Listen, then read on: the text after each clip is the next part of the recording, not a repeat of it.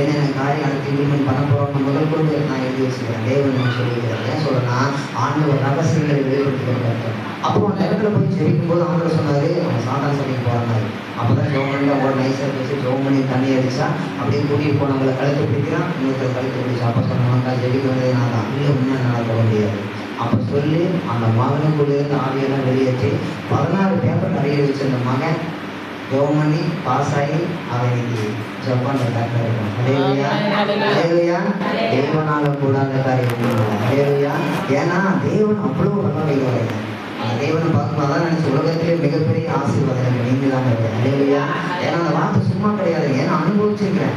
ஏன்னா அம்மா அப்பா இல்லாமல் சாப்பாடு இல்லாமல் மற்ற காரியங்கள் எதுவும் இல்லாமல் ஏன்னு கேட்டீங்கன்னா இன்னைக்கு இப்போ கூட பாருங்க திருநெல்வேலி தாண்ட ஒரு பிரசங்கம் எந்த இடத்துல நான் நின்னனோ டிஜி செய்ய ஒரு பூர்வீகமான இடத்துல ஜெபிக்கப்படுது.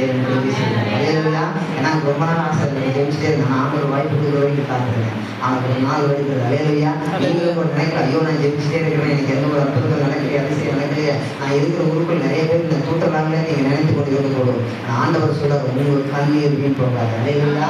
ஏன்னா கண்ணீரோடு வெதிக்கிற உங்களை எந்திரத்தோடு அறுத்து செய்கிற தேவனாக அலையலையா. ஏன்னா அதை செய்வாருங்க. எனக்கு செஞ்ச தேவன் உங்களுக்கு சரி. ஏன்னா அதை முடிச்சு நான் பிரசனம் பண்ணிக்கிறேன். அலையலையா. கேட்டீங்கன்னா ஒரு சில பேருக்கு ஒவ்வொரு மாதிரி ப்ளீஸ் பண்ணுற மாதிரி கிடைக்கும். எனக்கு நினைச்சாங்க எனக்கு இருக்கிற மாதிரி கொடுக்கூடாதான். ஏதோ வசனம் தங்க சொல்லி இங்கே சொல்லி எப்படியாவது நடிச்சு அப்படியே கட்சி போயிட்டு நம்ம எல்லாம் தொடச்சு அந்த வித்தியாசம்